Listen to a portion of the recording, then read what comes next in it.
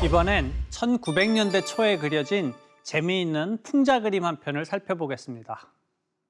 웬 황소 한 마리가 사람의 모습을 하고 의자에 앉아 파이프로 비눗방울을 만들고 있습니다. 그런데 이게 무슨 일일까요? 귀부인과 신사복을 차려입은 남성부터 농부, 일꾼에 이르기까지 다양한 계층의 인물들이 서로 이 비눗방울을 잡으려 아우성입니다.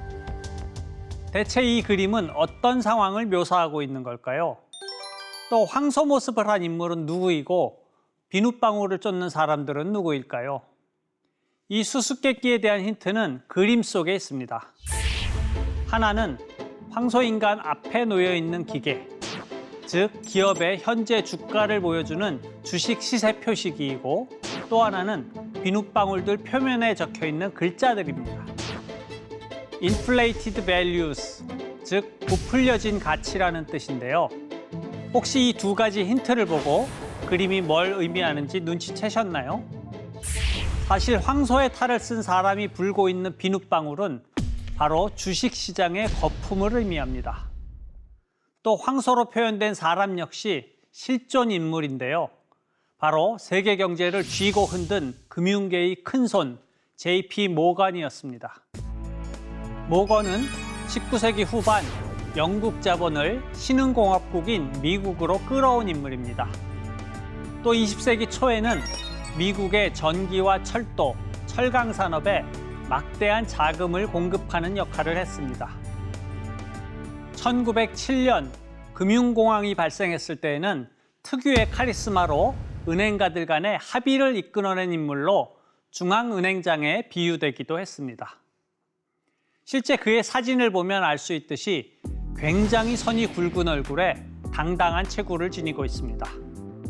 그 생김새만으로도 황소에 비유될 만한 것 같습니다. 하지만 주식시장에서 황소는 다른 의미죠. 영어로 부울 마켓이라고 하면 주가가 가파르게 오르는 상승 장세를 뜻하는데요. 화가인 우도 케플러는 어떤 의도로 이런 그림을 그린 걸까요? 사실 이 그림이 발표된 1901년은 뉴욕 주식시장 최초의 거품 붕괴가 발생한 시기입니다. 그런데 거품이 생겨났다가 붕괴된 이 과정을 모건이 배후에서 조종했다는 소문이 퍼졌고, 급기야 이런 만평도 등장했습니다.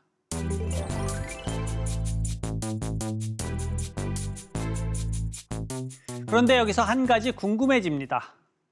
여러 나라의 금융시장을 동시에 뒤흔든 국제적 금융공황 중에 가장 원조가 된 사건은 무엇이었을까요? 본격적인 국제적 금융공황이 발생한 건 1720년이었는데요. 중상주의 강국으로 부상하던 영국과 프랑스에서 거의 동시에 거품이 터졌습니다. 영국의 경우는 이렇습니다. 18세기 초 영국 정부는 불어난 국채를 감당하지 못해 위기에 몰렸습니다. 이를 돌파하기 위해서 영국 정부는 수익성이 있는 무역 독점권을 특정 기업에게 부여하고, 대신 그 기업이 주식을 발행해 국채 소유자에게 내주는 방안을 기획했습니다.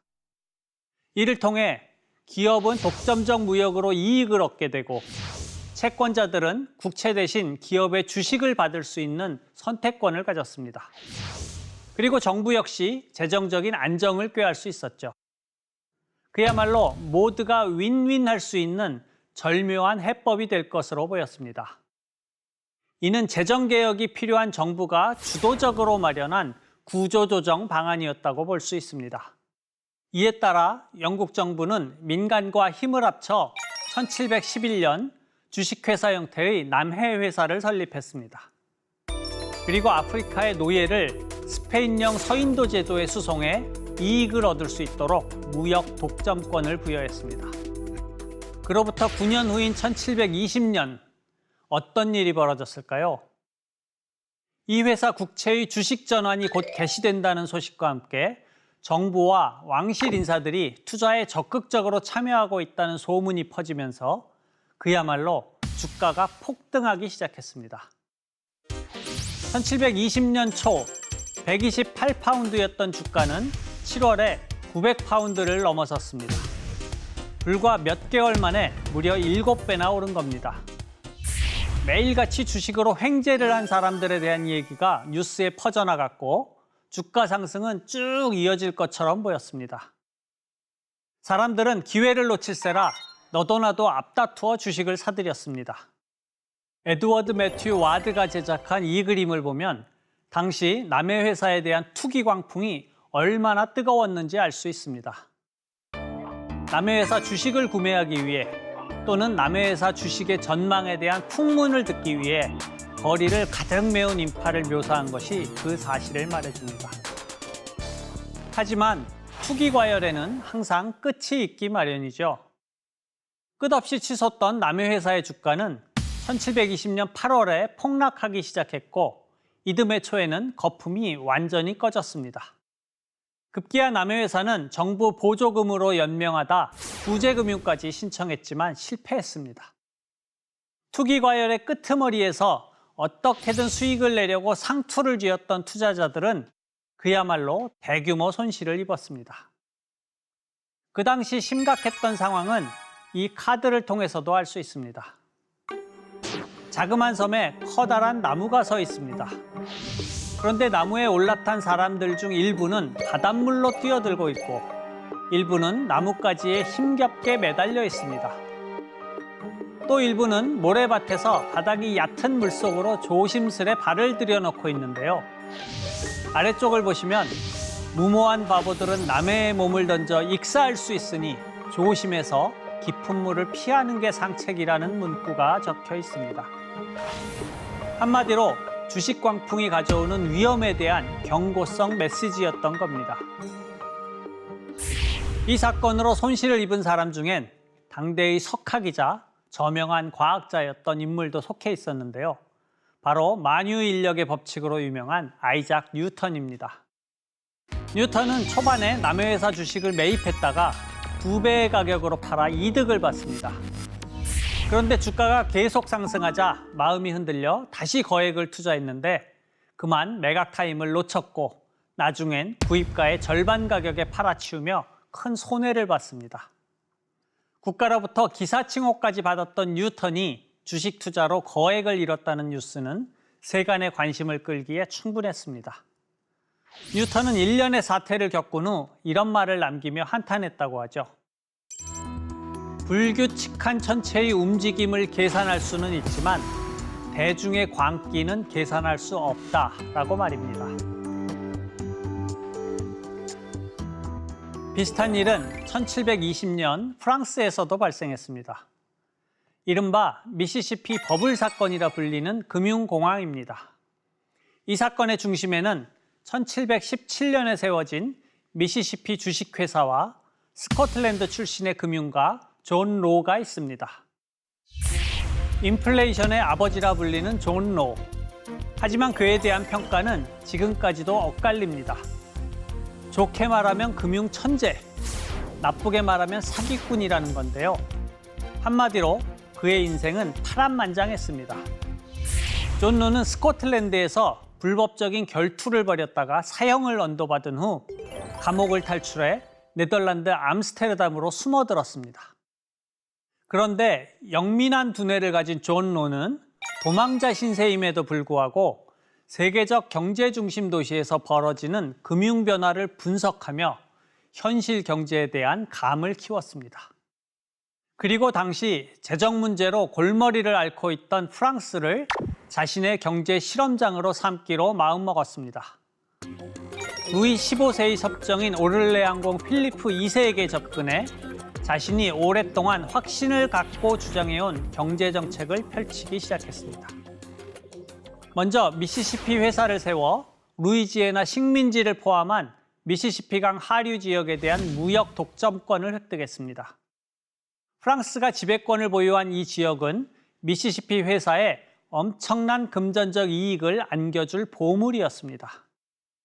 바로 이 그림이 당시 존 로가 그렸던 장밋빛 청사진을 보여주고 있는데요. 번화한 항구에서 수많은 프랑스 상인들과 인디오들이 서로 만나 부산스럽게 흥정을 하는 장면이 참 인상적입니다. 존 로는 곧 미시시피 회사의 주식을 발행해 투자자들을 대대적으로 모집했습니다. 그리고 지폐를 발행할 권리를 가진 은행을 만든 후 인위적으로 통화 공급을 결정합니다. 이로써 존 로는 무역 독점권을 가진 주식회사에 발권은행을 덧붙인 경제체제를 확립했습니다. 남해 회사와 같은 모델의 미시시피 회사를 세운 후 높은 주가를 유지하기 위하여 화폐 발행까지 마음대로 늘릴 수 있게 된 겁니다. 그런데 이게 바로 덫이 된 것이죠. 화폐 발행이 늘어나는 만큼 거품의 규모가 커졌고 거품이 꺼질 때에 투자자가 입게 되는 손실 역시 막대했습니다. 실제로 미시시피 회사의 주식은 500리브르에서 18,000리브르까지 가격이 올랐지만 1721년 주가가 폭락하며 시가총액이 97%나 하락하게 됩니다. 불과 1년 사이에 일어난 일이었습니다. 한 시대를 풍미한 금융천재 존 로의 역사적 실험이 이렇게 비참한 파국을 맞은 겁니다. 결국 존 로는 해임되어 프랑스에서 추방당했고 이후 여러 나라를 전전하며 도박을 하면서 힘든 여생을 보낸 것으로 알려져 있습니다. 같은 해에 그려진 또 하나의 작품을 볼까요? 주식의 바다 한가운데에 광대 모자를 쓴 미치광이 얼굴 모양의 섬이 자리하고 있습니다. 이 섬의 발견자는 로렌스이고 주민들은 주주라는 이름으로 불립니다. 주변에 있는 작은 세 섬은 각각 빈곤, 슬픔, 절망이라는 이름이 붙어져 있습니다. 양 옆의 풍경도 이런 풍자를 뒷받침해주고 있는데요. 왼편에는 손실을 본 투자자들이 떼를 지어 로의 사무실로 몰려가 항의를 하고 있고 오른편에는 실성한 투자자가 수레를 타고 정신병자 수용시설을 향해 가고 있습니다. 마치 남해 회사 혹은 미시시피 회사 버블 사태를 풍자한 것 같지만 사실 이 그림은 금융거품을 풍자하기 위해 네덜란드에서 제작된 겁니다. 영국과 프랑스뿐 아니라 네덜란드에서도 같은 해에 주식시장 폭락이 일어났던 겁니다. 중상주의의 세 중심국에서 발생한 금융위기는 서로에게 영향을 주며 그 충격을 확대했습니다. 이것은 영국과 프랑스에서 일어났던 쌍둥이 금융공황이 그만큼 국제적으로 큰 영향을 미쳤다는 것을 의미합니다. 1720년에 영국과 프랑스에서 발생한 쌍둥이 금융공황은 거품의 생성과 붕괴가 단발성이 아니라 자주 발생할 수 있는 현상이라는 점을 여실히 보여준 셈입니다. 실제로 금융공황은 1720년 이후 오늘날까지 점점 잦은 빈도로 발생하고 있고 그때마다 수많은 사람들이 막대한 피해를 보곤 합니다. 눈앞에서 금방 터져버릴 것을 알면서도 비눗방울을 쫓아가듯 말입니다.